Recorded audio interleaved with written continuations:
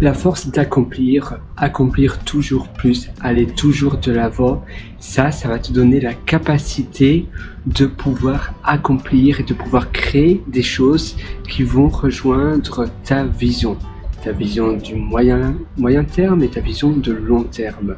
En réalité, c'est très important d'avoir deux types de visions. Moi, j'appelle cela la vision de court terme, c'est une vision dans les 6 mois à venir.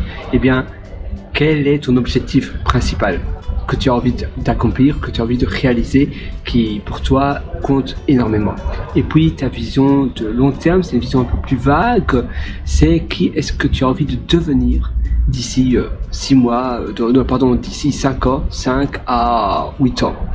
Et évidemment, cette vision, c'est moins qu'est-ce que tu veux faire, mais beaucoup plus qu'est-ce que tu veux être, quel type de personne. Si tu pouvais choisir une vie idéale et ce que tu voudrais réaliser, mais également ton toi. Il y a parfois des gens qui nous inspirent et on se dit, voilà, j'aimerais bien être ce type de personne-là, j'aimerais bien être ça. Et ça, c'est ta vision de plus long terme. Et aujourd'hui, chaque jour, au quotidien, qu'est-ce que tu peux faire petit à petit pour investir sur toi, pour investir sur ta personne et pour que tu puisses contribuer à ton bien-être, pour que tu puisses contribuer à tes réalisations, aux choses que tu rêves de réaliser, aux choses que tu rêves de faire.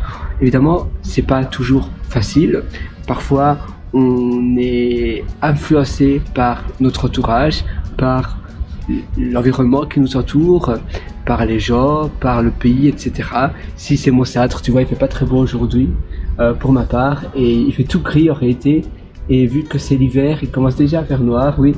Il est 17h02 maintenant.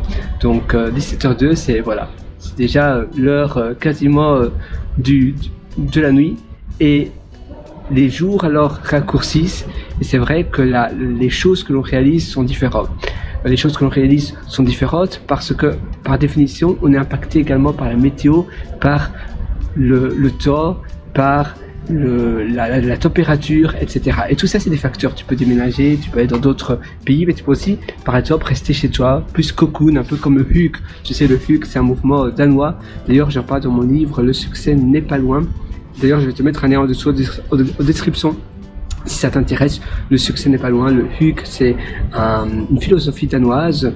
Et d'ailleurs, quand il fait pas très beau comme ça, quand il fait un temps un peu maussâtre, assez gris, eh bien c'est bien de se préparer un feu et donc si tu as une cheminée, et donc tu vas te rester près de la cheminée. Ça va être ton petit moment de la semaine, ton petit moment réconfort. Tu vas te faire un chocolat chaud maison, tu vas te faire des choses comme ça. Et ces choses-là, ce sont des choses qu'on appelle choses bien-être, des choses pour se déconnecter, des choses pour se relaxer. Et tu vas penser différemment. Peut-être que l'hiver, tu vas faire plus de brainstorming, et l'été, tu vas davantage accomplir, tu vas davantage travailler sur ta vision, justement, sur tes accomplissements. Et l'hiver, tu vas faire plus d'économie, tu vas faire davantage de brainstorming, tu vas réfléchir davantage approche sur ta vie. Et même si tu as un travail à temps plein, même si tu as des missions de freelance, si tu es freelance, eh bien ici on parle de ton projet perso, on parle de ton projet passion, on parle de toi, d'investir sur toi. Donc chaque jour tu fais un petit peu, mais ça peut être simplement faire du brainstorming, réfléchir également à ce que tu as envie de faire davantage, écrire. Peut-être que l'hiver tu vas écrire davantage et l'été tu vas faire davantage de formations ou des choses différentes. Voilà, moi sur ce, je te souhaite donc de réfléchir un peu ta journée idéale, à quoi elle ressemblerait, et tu peux méditer sur ça, tu peux réellement faire une rétrospective sur tes journées, sur tes semaines qui se sont écoulées, et petit à petit, comme cela, tu vas avoir ta semaine idéale, ton mois idéal. Et justement, le but de la vie, c'est d'être heureux, c'est d'avoir une vie qui nous parle, une vie qui nous enthousiasme.